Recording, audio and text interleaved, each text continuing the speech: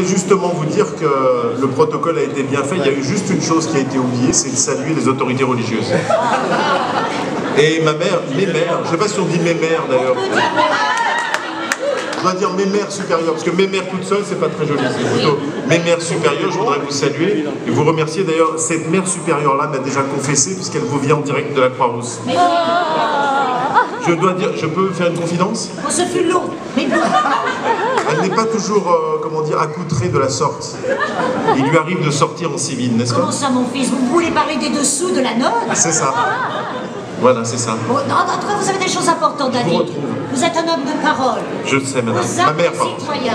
À tout à l'heure. Et restez avec nous, non? Non, non, bah, je vous laisse. Ah bon, Non, non, je vous retrouve après. À tout à l'heure, mes enfants. On vous prend tous. C'est un bel exercice de concentration avant de dire un mot. Merci, mes mères supérieures.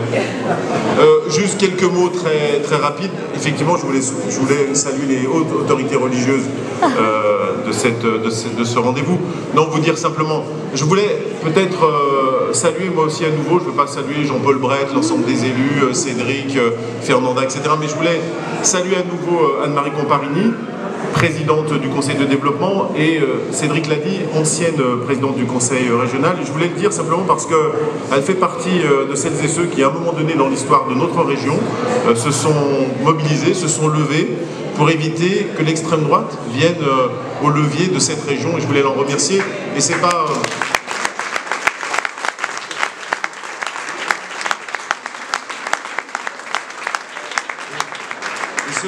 Cela ne nous éloigne pas des sujets qui ont été évoqués ici, du projet qui a été évoqué ici, bien au contraire, parce que ce projet-là, c'est un projet très politique, mais politique au bon sens du terme. C'est un projet très politique parce que, je ne redétaillerai pas ce projet, il a été bien évoqué par Fernanda et par Jean-Paul et Cédric, mais simplement un projet où on va retrouver du logement, on va retrouver de l'insertion, on va retrouver du développement économique, on va retrouver de la culture, on va retrouver finalement une attention particulière à celles et ceux qui ont besoin de cette attention particulière, et sans jamais les découper en tranches, mais en les abordant de la manière la plus globale possible, en sachant qu'il ne suffit pas simplement de faire aujourd'hui dans notre métropole une cage d'escalier avec des logements sociaux pour régler les problèmes, mais c'est un processus d'un accompagnement beaucoup plus global, et dans cet accompagnement beaucoup plus global, il y a bien sûr notamment la culture, il y a bien sûr l'insertion, il y a un certain nombre de sujets qui vont bien au-delà du logement. Alors, je voulais simplement vous dire que, comme président de la métropole, c'est une grande émotion, une grande fierté d'être ici aujourd'hui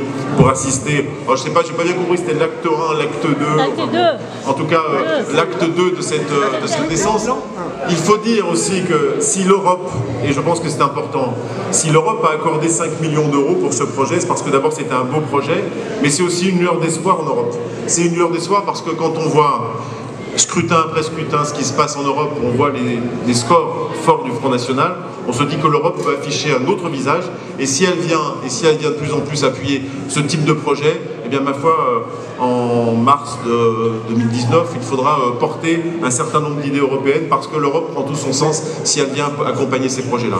Oui. Je ne vais pas vous en dire plus, vous dire simplement que ce projet politique tel qu'il est porté ici, il est quelque part porté par cette métropole, en tout cas c'est comme ça que je l'entends, c'est comme ça que je souhaite le porter, et c'est comme ça que je le porterai, en disant que cette métropole, elle peut être une métropole très attractive, elle l'est, elle attire beaucoup d'entreprises, elle attire beaucoup d'emplois, on le voit pas très loin d'ici au Carré de Soie, où finalement des belles entreprises, des grandes entreprises sont implantées ici dans ce secteur, mais qu'en même temps, elle doit être très attractive, et pour qu'elle reste très attractive, il faut qu'elle reste la plus attentive aux plus fragiles et aux plus démunis d'entre nous. Les plus fragiles, c'est pas simplement les plus démunis, c'est les plus jeunes, c'est les plus vieux, c'est ceux qui ont rencontré un accident de vie à un moment donné dans leur parcours, mais c'est aussi celles et ceux qui arrivent d'ailleurs, qui arrivent d'autres pays et qui viennent ici reconstruire un avenir quelquefois fragile. Et donc, pour que cette métropole elle reste attractive, il faut qu'elle soit attentive aux plus fragiles, et pour qu'elle soit attentive aux plus fragiles, il faut qu'on puisse donner des exemples très concrets de ce que l'on peut faire. Et cet exemple-là, il est bien évidemment très vertueux par l'ensemble de ce qui va se dérouler sur ce site.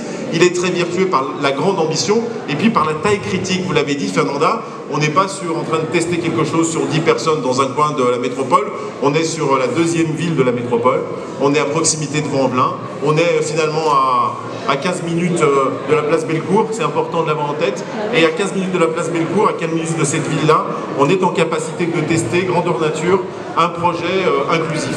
Et de la même façon que moi j'ai souhaité que la métropole soit un territoire qui va expérimenter ce qu'on appelle le logement d'abord pour lutter contre le sans-abrisme et sur les problématiques de logement, tout comme moi j'ai souhaité que ce territoire soit un territoire démonstrateur dans le plan national de lutte contre la pauvreté, et bien ma foi, pourquoi j'ai souhaité ça? Parce que je considère qu'à 1,3 million, on a une taille critique pour prouver peut-être que ce qui peut se faire ici peut se faire de manière plus large, sans toucher d'ailleurs à l'attractivité de ce territoire.